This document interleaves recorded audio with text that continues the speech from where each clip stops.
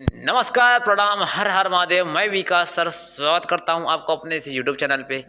आज हम सीखने वाले हैं अच्छी स्थिति में वैद्युत क्षेत्र की तीव्रता को कैसे ज्ञात करते हैं। इधर ये आपको चित्र दिख रहा होगा, ये जो लिखा हुआ है यहाँ पे, इस चित्र की रचना लिखी है। ये चित्र को हमने कैसे बनाया है, हमने इसको इसलिए पहले लिख दिया ताकि ये वीडियो ज़्यादा लॉन्ग ना हो सके, ठीक है, और आप लोग को आसानी से समझ में आ सके, ठीक है। तो आप ये जो लिखा है इसकी रचना है, ज़्यादा कोई इंपॉर्टेंट है नहीं है। एक आप जैसे जैसे इसको बनाए हैं बस वैसे वैसे इसको आप लिख लेना है, ठीक है। तो आप क्या करते हैं, व्यंजक ज्ञात करते हैं, इसका सूत्र क्या होता है, ठीक है। तो आप क्या करेंगे, सबसे पहले आपको क्या लिखना है कि हमें ये ए और बिंदु ए और मध्य बिंदु ओ के बीच की दूरी एल है।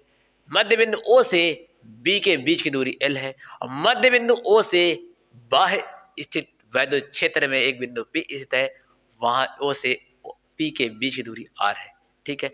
सबसे पहले अगर हम चाहें, तो अगर हम मान निकालना चाहें कि बी और पी के बीच की दूरी कितनी है, तो हम यहाँ लिख सकते हैं कि बी और पी के बीच की दूरी अगर हम निकालें, तो ये देखिए, अगर हम बी और पी के बीच की दूरी निकालें तो क्या हो सकता है। तो मध्य बिंदु ओ से पी के बीच की दूरी तो पूरी एल है। अगर हम इस सॉरी आर है, एल नहीं आर है, आर है। अगर इस आर में हम ओ से बी के बीच की दूरी यानी एल इस आर से घटा दें, तो क्या आप कह सकते हैं कि बी और पी के बीच की दूरी मालूम हो जाएगी। तो आप कहेंगे हाँ बिल्कुल मालूम हो जाएंगे। तो हम इसे क्या लिख सकते हैं, तो इसको हम बी पी क्या कर सकते हैं, आर माइनस का एल लिख सकते हैं। लिख सकते हैं नहीं लिख सकते, आप क्या कहेंगे, हाँ हम बिल्कुल लिख सकते हैं। तो अच्छा, और क्या सकते हैं कि अगर हम ए और ओ की, अगर ए और पी के बीच की दूरी निकालें, हम ए और पी के बीच की दूरी क्यों निकालते हैं, क्योंकि हमको बिंदु पी पर वैद्युत क्षेत्र की तीव्रता ज्ञात करनी होती है। तो ए और पी यानी ए और पी के बीच की दूरी, देखिए यहाँ से यहाँ तक की दूरी आर है और ओ ए से ओ की बीच की दूरी एल है। तो हम कह सकते हैं इस आर में इस एल को जोड़ देंगे तो ए और पी के टोटल दूरी बीच की आ जाएगी। तो आप कहेंगे हाँ बिल्कुल आ जाएगी। तो इसको हम आर प्लस एल लिख सकते हैं। तो आप कह सकते हैं कि हाँ बिल्कुल लिख सकते हैं। तो अच्छा ये बताइए, ये है, इसको हम समीकरण एक मान लें, तो आप क्या कहेंगे कि हाँ बिल्कुल मान लीजिए समीकरण एक। इसको हम समीकरण दो मान लें, तो आप क्या कहेंगे कि हाँ आप सर बिल्कुल मान लीजिए।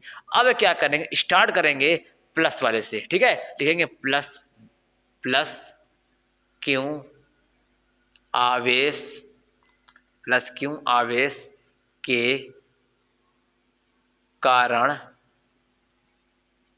बिंदु P पर वैद्युत क्षेत्र की तीव्रता कितनी होगी, E।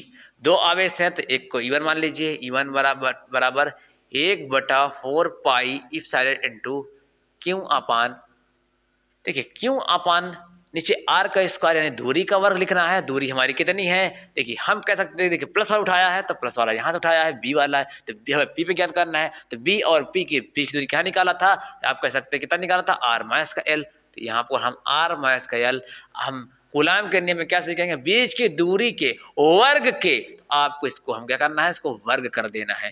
क्लियर मेरे दोस्त, जब क्लियर करना है, देखिए जो आर का मान रखा है यहाँ से रखा है, ठीक है। तो इसको हम क्या कर सकते हैं, समीकरण इसको हम 3 मान लेते हैं, समीकरण इसको हम 3 मान लेते हैं। क्लियर मेरे दोस्त, क्योंकि समीकरण एक से हमने मान रखा है, ठीक। तो हम कह सकते हैं, अब ये हो गया समीकरण 3। अब ये प्लस वाले से लिए हैं, अब एक बार लेंगे माइनस वाले से, लिखेंगे माइनस क्यों आवेश के कारण बिंदु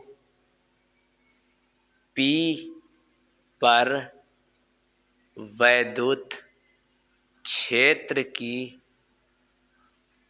तीव्रता कितनी हो जाएगी, इसको E2 मान लेंगे, 1/4 पाई इप्सिलॉन इनटू क्यू अपान, अब देखिए ये बिंदु माइनस क्यों अवश्य है, माइनस क्यों यहाँ है, यानी ए और पी के बीच में निकालना है। ये ए और पी क्या चीज़ है, आर प्लस एल।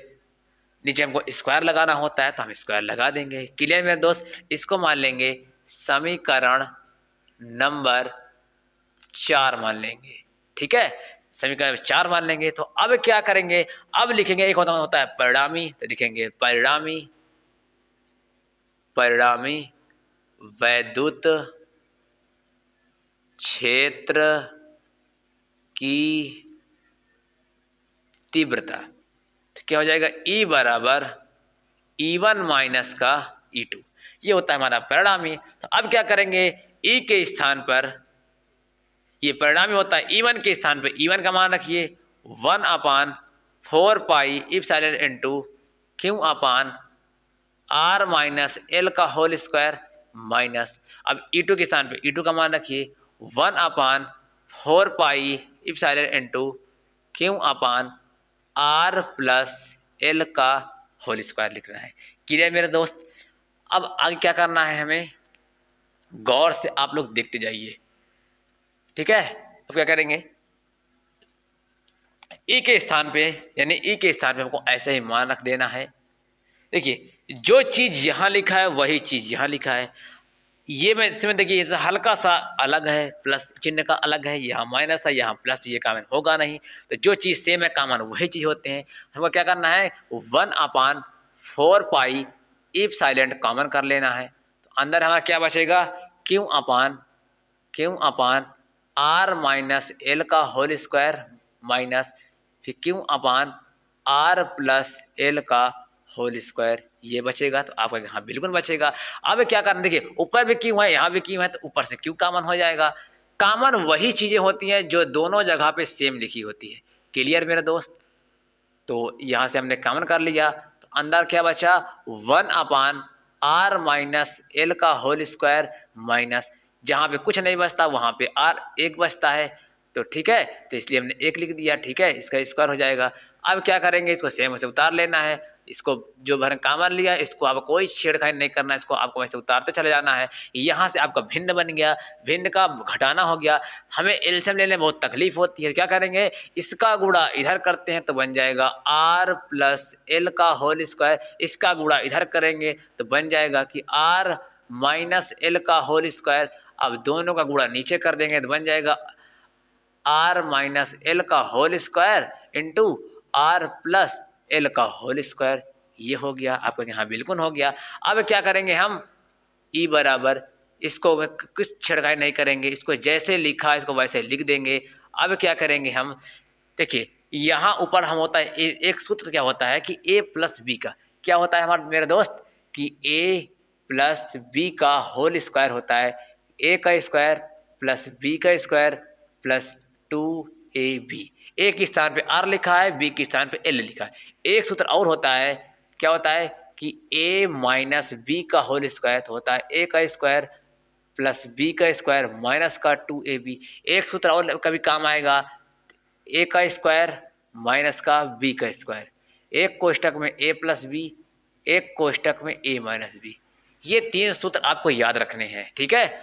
तो क्या करना है, देखिए यहाँ प्लस वाला है, दोनों का स्क्वायर लगाया तो एक स्थान पे r लिखा है, b के स्थान पे l लिखना है। तो क्या लिखना है हमको, प्लस वाला है ऊपर वाला, देखिए r का स्क्वायर प्लस एल का स्क्वायर प्लस 2rl। क्लियर मेरे दोस्त।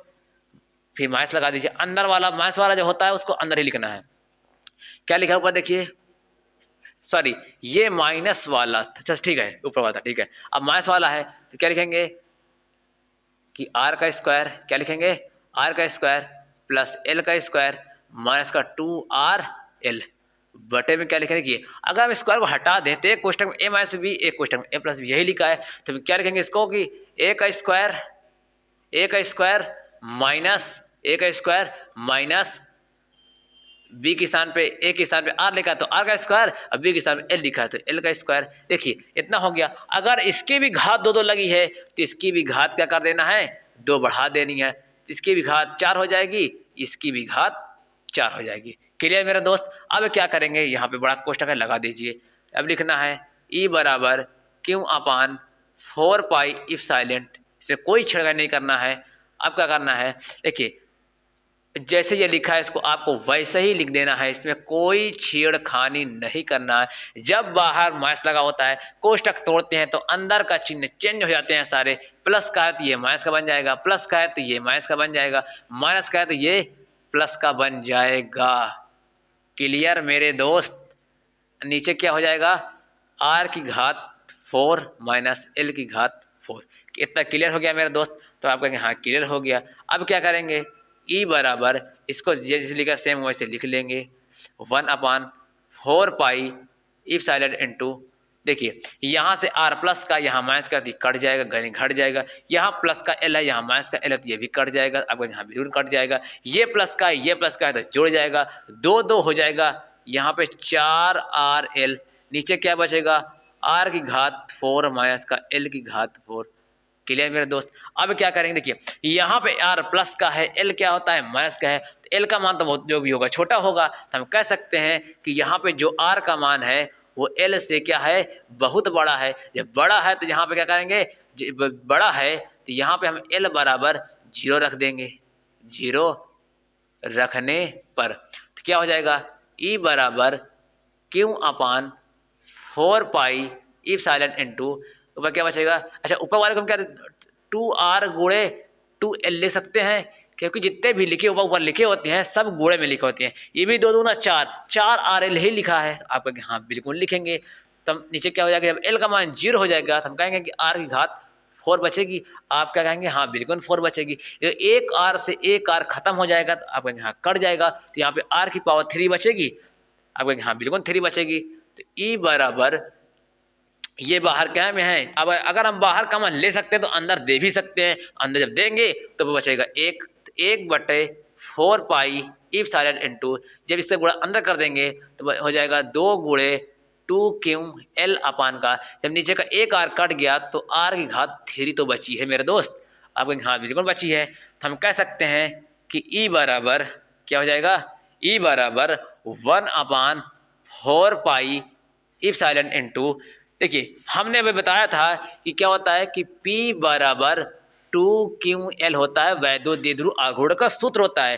तो इसके स्थान पे हम P लिख देंगे। हम इसी चीज को बनाने के लिए यहाँ पे इस चीज को 4RL को ऐसे लिखा था। क्लियर मेरे दोस्त। तो यहाँ क्या लिख देंगे हम P अपान का, ठीक है P है, लेकिन यहाँ इसका 2 भी तो बचा है, तो इसका बगल में हम 2 का गुणा कर देंगे। 2 भी लिखा था, गुणे में लिखा था, 2P हो जाएगा। नीचे के R³ बचा है, इसका भी हम R³ लिख देंगे वैसे। ये हमारा क्या हो जाएगा, प्रूफ हो जाएगा वैद्युत, क्या लिखा, अच्छी स्थिति में वैद्युत क्षेत्र की तीव्रता यही है मेरे दोस्त, जिस चीज को हमने ज्ञात कर रहे थे। अगर आपको स्क्रीनशॉट लेना है तो आप ले लीजिए, ठीक है। ऐसे इसलिए आपको इस तरह से आप इस ज्ञात कर चुके हैं अच्छी स्थिति में वैद्युत क्षेत्र की तीव्रता।